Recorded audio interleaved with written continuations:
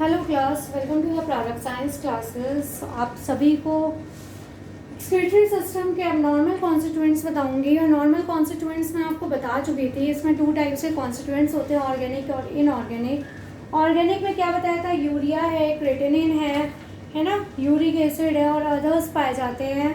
और inorganic constituents हमारे क्या क्या पाए जाते हैं, इनऑर्गेनिक कॉन्स्टिट्यूएंट्स हमारा NaCl है, KCl है, मतलब सोडियम क्लोराइड, पोटेशियम क्लोराइड, उसके साथ अमोनिया और दूसरे और भी सब्सटेंसेस पाए जाते हैं। ठीक है। और जो हम उसके साथ मैंने और भी बताया था, जो मेडिसिन्स लेते हैं वो भी हमारी यूरिन के थ्रू पास आउट होता है। जैसे हमारा कैल्शियम हो गया, है ना, एंटीबायोटिक्स हैं। जो हम ज़्यादा दवाइयाँ वगैरह खाते हैं तो जब हम यूरिन पास आउट करते हैं तो इससे मेडिसिन की स्मेल सी आती है। तो क्या होता है, जो हमारी मेडिसिन होती हैं वो भी हमारी यूरिन के थ्रू पास आउट होती हैं। अब हम बात करते हैं ब्लड सेल की।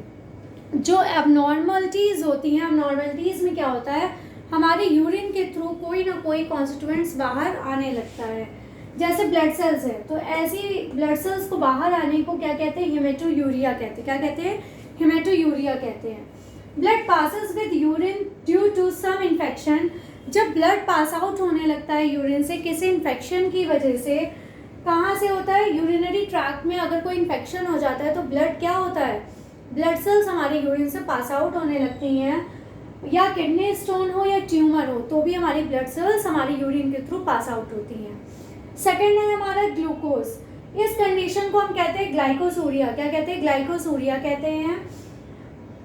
Access glucose passes with urine. जब हमारा एक्सेस ग्लूकोज यूरिन से पास आउट होता है ड्यू टू डायबिटीज मेलिटस। किसकी वजह से होता है, डायबिटीज मेलिटस के डायबिटिक पेशेंट्स जो होते हैं उनकी ग्लूकोज क्या होती है, पास आउट होने लगती है यूरिन से, तो वो डायबिटिक होते हैं, पता चल जाता है। एल्ब्यूमिन क्या होता है, जब हाई ब्लड प्रेशर होता है due to high blood pressure और increase permeability of the Bowman capsule. जो हमने आपको एक बोमेन कैप्सूल पढ़ाया था, तो इस बोमेन कैप्सूल से क्या होता है, बोमेन कैप्सूल की परमेबिलिटी बढ़ जाती है, जिससे बैक्टीरियल इन्फेक्शन का नंबर क्या होता है, बहुत तेजी से बढ़ जाता है। एल्ब्यूमिन प्रोटीन क्या होते हैं, पास आउट होने लगते हैं यूरिन के थ्रू, तो उसे क्या कहते हैं, एल्ब्यूमिनूरिया कहते हैं, एल्ब्यूमिनूरिया कहते हैं। और एल्ब्यूमिन क्या होती है, एक तरह की प्रोटीन होती है जो हमारे यूरिन से पास आउट होने लगती है जब हाई ब्लड प्रेशर होता है या हमारे बोमेन कैप्सूल में परमेबिलिटी बहुत तेजी से होने लगती है। तो बाइल पिगमेंट्स, अगर हम एनीमिक हैं, हेपेटाइटिस है हमें, या जॉन्डिस है, या फिर हमें लीवर सिरोसिस है, तो हमारे बाइल पिगमेंट्स हमारे यूरिन में टूट टूट के निकलने लगते हैं। दैट्स कॉल्ड द, क्या कहलाता है, ये बाइल पिगमेंट का यूरिन से निकलना कहलाता है। ठीक है। रेगुलेशन ऑफ यूरिन आउटपुट क्या होता है, जब यूरिन का आउटपुट कंटिन्यू रेगुलेट होता रहता है, मतलब यूरिन हमारी पास आउट होती रहती है। The pituitary gland and diuresis, क्या होता है, रेगुलेशन को बनाने के लिए पिट्यूटरी ग्लैंड या तो काम करती है, ये डायूरेसिस एक प्रोसेस होती है। ठीक है। डायूरेसिस के बारे में भी बताऊंगी, वो भी बताना ज़रूरी है क्योंकि इसका ये क्या होता है, ये डिफाइन करने के लिए आ जाता है, what is the diuresis process. तो पिट्यूटरी ग्लैंड और डायूरेसिस में क्या होता है, concentration of the urine by water reabsorption is controlled by ADH। ADH क्या होता है, उस दिन मैंने आपको बताया था इसके पहले वाले में। ADH क्या होता है, ADH हमारा होता है एंटी डायूरेटिक हार्मोन। ये क्या होता है हमारा, एंटी डायूरेटिक हार्मोन। ये एक तरह का हार्मोन है। ठीक है।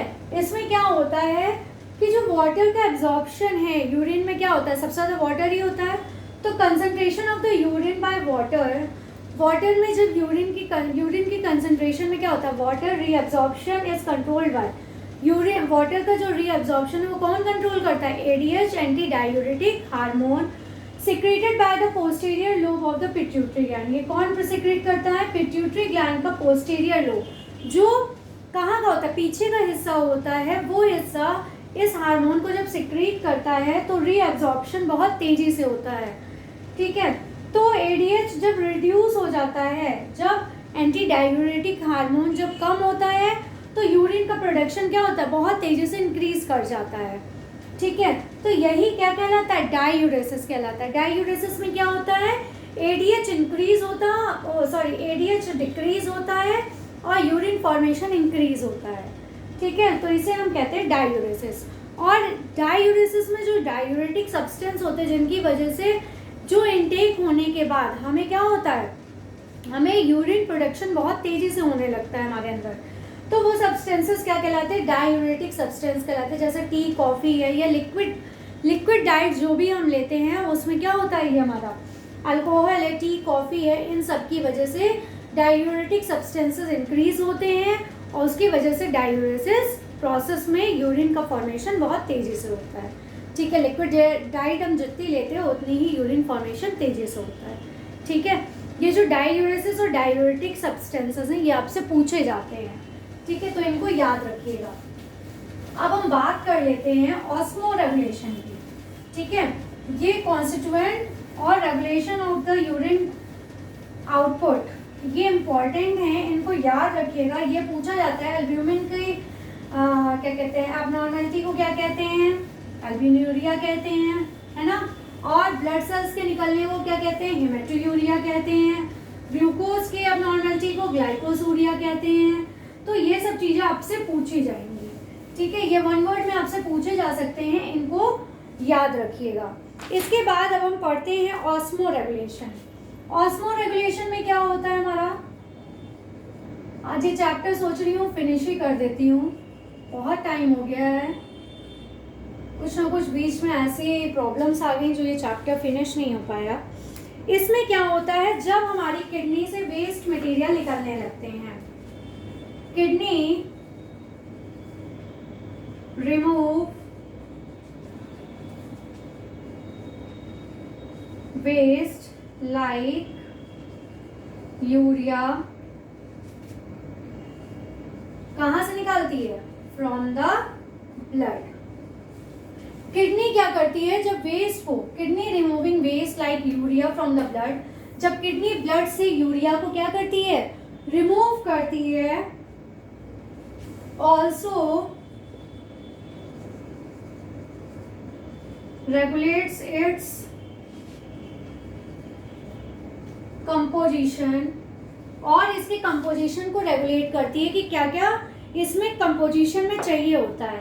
क्या चाहिए होता है, percentage of water and salt.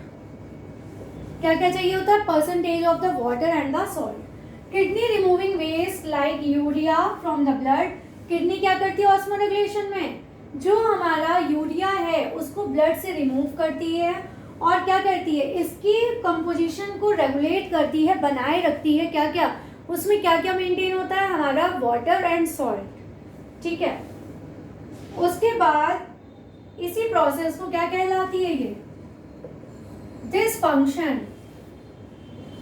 Is called osmoregulation. इस फंक्शन को हम क्या कहते हैं, ऑस्मोरेगुलेशन कहते हैं, ठीक है। ये हो गया ऑस्मोरेगुलेशन का। और क्या करती है,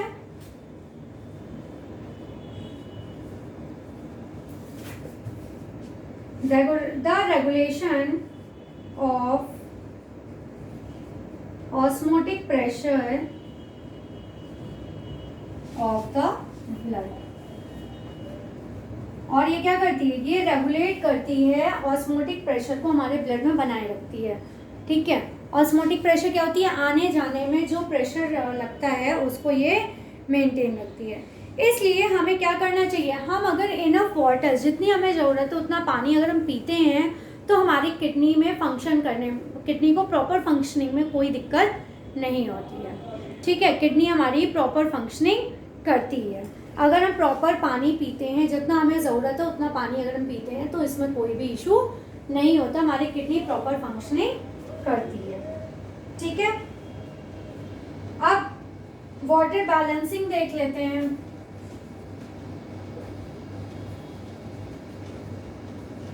अब वाटर बैलेंसिंग क्या होता है, वाटर बैलेंसिंग में क्या होता है, जैसे हम लॉस देखते हैं, लॉस में यूरिन में, स्वेट में, ब्रेथ में और फीसेस में, ठीक है। यूरिन में, यूरिन हमारा कहाँ से होता है, बॉडी से निकली हमारी ठीक है, किडनी के थ्रू हमारा यूरिन निकला तो कितना हो गया, ऑलमोस्ट ये हमारा 60% वाटर निकल जाता है यूरिन के थ्रू। कितना निकल जाता है, 60%। अगर हम ml की बात करें तो 1500 ml ये निकल जाता है। ठीक है, फिर 1500 ml हमारा यूरिन से वाटर निकल जाता है। स्वेट हमारे स्किन के थ्रू निकलता है। ठीक है, तो स्वेट कितना होता है हमारा, स्वेट होता है हमारा 20%। ठीक है, और 500 ml होता है।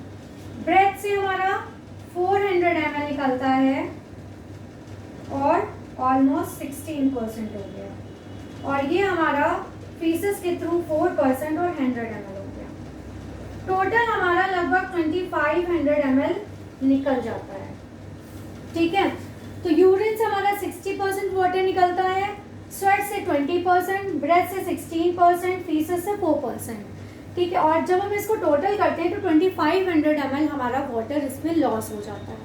ठीक, किससे किससे, ये चार्ट आप लोग याद रखिएगा, ये आपके कंपटीशन में भी बहुत काम आता है। कहते हैं ना, कंपटीशन में लेके 9 से लेके आपका इंटर तक का कोर्स से कुछ भी कहीं से भी आ सकता है। मेन तो फर्स्ट ईयर इंटर का होता है, लेकिन आपकी जो बेसिक नॉलेज है वो आपकी 9th से ही बननी शुरू होती है ना। तो ये यूरिन कितना निकलता है, 60% हमारा वाटर लॉस करता है 1500 ml, स्वेट हमारा लगभग 20% 500 ml, breath 16% 400 ml, faeces 4% 100 ml। ठीक है, और ये टोटल अगर हम करें 1500 प्लस 500 2000 24,000, और ये कितना हो गया 1000 करें 2400 और 100 2500। ठीक है, अब गेन की हम बात करें तो गेन में अगर हम ड्रिंकिंग करते हैं इन ड्रिंक तो लगभग हमें 1500 पीना चाहिए। ठीक है, उसके बाद इनटेक फूड से जब हम लेते हैं तो लगभग 700 लेना चाहिए, और मेटाबॉलिक वाटर अगर हम लेते हैं तो 300 लेना चाहिए। ठीक है, तो ये भी कितना हो गया, ऑलमोस्ट हमारा 2500। मतलब जितना लॉस उतना हमें क्या करना चाहिए, बैलेंस करना चाहिए। तो इन ड्रिंक में क्या होता है, वाटर के साथ साथ हम जो बेवरेजेस लेते हैं, टी है, कॉफ़ी है, मिल्क है, अल्कोहल है, उन सब चीज़ों से 1500 हम मेंटेन करते हैं। उसके बाद फूड्स जो हम खाना खाते हैं उससे भी हमारा 700 ऑलमोस्ट वाटर पहुंचना चाहिए, 700 ml। ये ml की बात हो रही है। और मेटाबॉलिक वाटर में जो सेलुलर रिस्पिरेशन वगैरह में वाटर होता है वो हमारा ऑलमोस्ट कितना होना चाहिए, 300 ml यूज़ होना चाहिए। ठीक है, तो इनटेक और आउटपुट क्या होता है, लगभग सेम होना चाहिए, लेकिन ये क्या होता है, वैरी होता रहता है, ये बदलते रहते हैं, इनमें डिफरेंसेस होते रहते हैं। ठीक है, तो ये था हमारा ऑस्मो रेगुलेशन की हमने बात की। तो इससे हमें क्या समझ आया, जितना हम इनटेक करते हैं उतना ही हम आउट कर देते हैं। ठीक है, जितना आप उसे अब्जॉर्ब करते हो, लेते हो, उतना ही आप उसको क्या करोगे, बाहर भी निकालोगे। जब आप इनटेक उसको प्रॉपर करोगे तो आपकी किडनी फंक्शनिंग अच्छी होगी, और जब किडनी फंक्शनिंग होगी तो बीमारियों का कोई सवाल ही नहीं होता। जब आपको प्रॉपर आप डाइजेशन और क्या कहते हैं एक्सक्रीशन दोनों प्रॉपर अगर होगा तो आपको कोई भी इशू नहीं होगा। समर में क्या होता है कि जो समर में हमें यूरिनेशन होती है वो क्या होता है, फ्यूअर टाइम्स होता है ना, डैन इन विंटर। विंटर के कंपैरिजन में समर में बहुत कम हम जाते हैं, क्योंकि विंटर में क्या होता है, हमारा वाटर इनटेक भी कम हो जाता है समर के कंपैरिजन में। समर में हमें प्यास बहुत लगती है गर्मी की वजह से, क्योंकि हमारा वाटर लॉस ज़्यादा होता है। ठीक है, इसीलिए समर से हमें डिहाइड्रेशन की प्रॉब्लम होती है, और भी वाटर लॉस बहुत होता है हमारा, ठीक है, गर्मी की वजह से। और विंटर्स में ऐसा नहीं होता है। ठीक है, the urine pass generally thicker. Winter में क्या होता है, थिकर होती है हमारी यूरिन कंपैरिजन टू समर, क्योंकि वाटर का कंसंट्रेशन बदलता रहता है। ठीक है, फिर हम बात करते हैं कॉलेरा डिजीज़ की बात करते हैं। ठीक है, अब हम बात करते हैं डिजीज़ की, ऑस्मो रेगुलेशन के अंदर आता है कॉलेरा। इसमें क्या होता है, इसमें वॉमिटिंग होती है ना। कॉलेरा में क्या होता है, वॉमिटिंग बहुत होती है, उसके साथ साथ वॉमिटिंग के साथ साथ वाटरी बॉल्स होते हैं।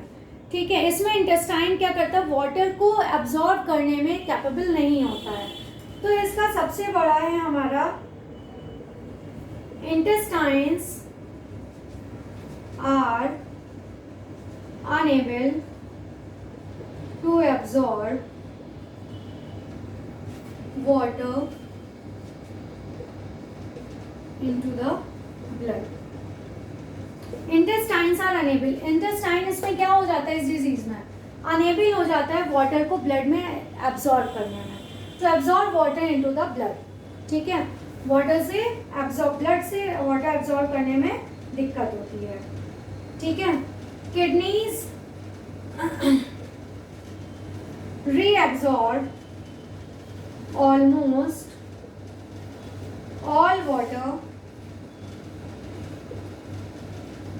from the urine in the renal tubules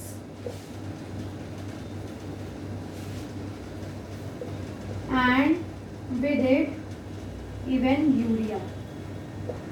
kidney reabsorb almost all water, जब उसमें एब्जॉर्ब ही नहीं होगा ब्लड में तो क्या करता है, किडनी ऑलमोस्ट सारा वाटर एब्जॉर्ब कर लेती है यूरिन से in the renal tubule, renal tubule में ही ये पूरा वाटर एब्जॉर्ब कर लेती है and with it even urea, यहाँ तक कि वो यूरिया को भी एब्जॉर्ब कर लेती है, क्योंकि जब ये प्रॉपर काम ही नहीं करेगा, ब्लड ही नहीं उसे एब्जॉर्ब करेगा तो पानी कहाँ जाएगा, वो किडनी उसे एब्जॉर्ब कर लेती है और यहाँ तक कि यूरिया को भी एब्जॉर्ब कर लेती है, ठीक है। और इससे क्या होता है, इससे पेशेंट की डेथ भी हो सकती है और ये पेशेंट के लिए क्या हो सकता है, पॉइजनस हो जाता है, जिसकी वजह से पेशेंट की क्या हो जाती है, डेथ भी हो जाती है, ठीक है, डेथ भी हो जाती है। और हाई क्वांटिटी में यूरिया जब बॉडी में पहुंच जाता है तो उसे हम क्या कहते हैं, यूरेमिया कहते हैं,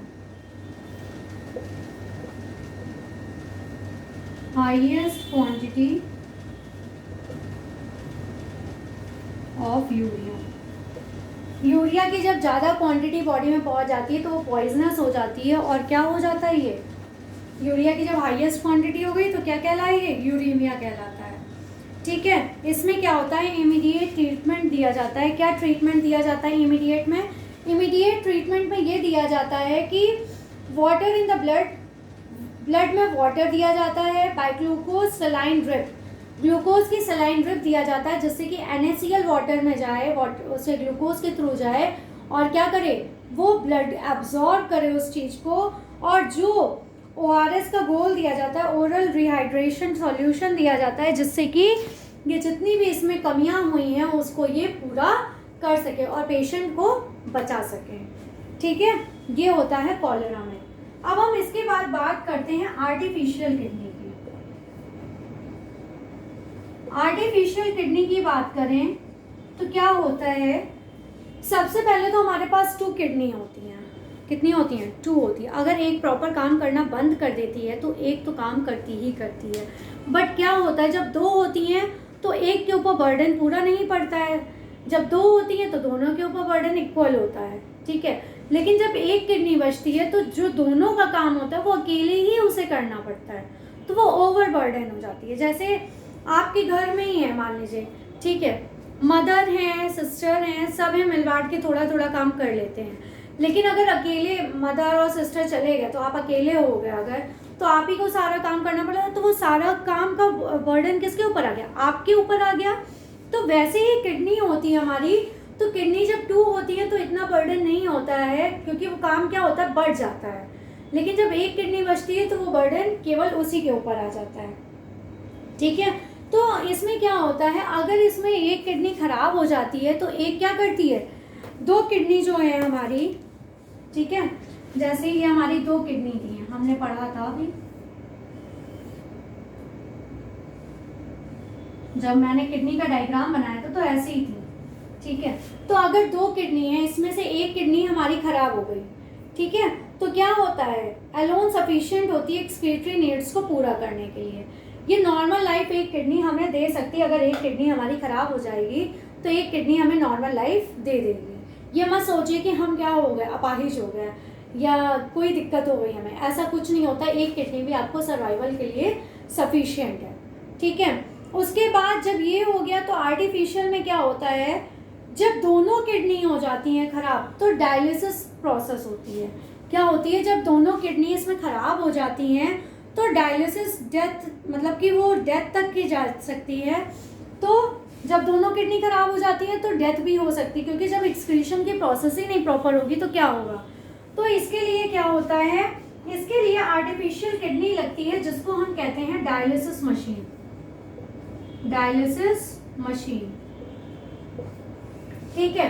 डायलिसिस मशीन यूज होती है जब दोनों किडनी खराब हो चुकी होती हैं, ठीक है। तो पेशेंट्स का जो ब्लड होता है रेडियल आर्टरी उसके आर्म से होते हुए through the machine where the urea and excess salt are remove, जहाँ से यूरिया और एक्सेस सॉल्ट को रिमूव कर देती है। ये जो हमारी डायलिसिस मशीन लगती है इससे एक्सेस यूरिया निकाल देते हैं और प्यूरीफायर जो मतलब क्या कहते हैं प्यूरीफाइड ब्लड निकलता है, उसकी गंदगी निकालने के बाद उसको वो वापस वेन में भेज देती है, ठीक है। उसी सेम आर्म में, सेम हार्ट में, मतलब जो ये डायलिसिस मशीन लगती है तो एक क्या करती है उसको प्योर करने का काम करती है, उसके बाद प्योर करके वापस ही उसमें भेज देती है।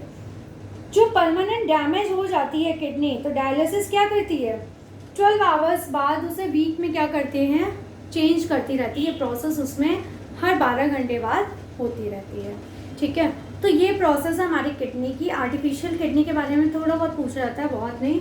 हाँ, डाययूरेसिस, ऑस्मोरेगुलेशन ये सब पूछा जाता है। तो इसको कंटिन्यू रखिए, चैप्टर आज से फिनिश हो गया है। और हंसते रहिए, मुस्कुराते रहिए। प्लीज़ मुझे सब्सक्रिप्शंस दीजिए। Please like share and subscribe my channel. Thank you. Take care class.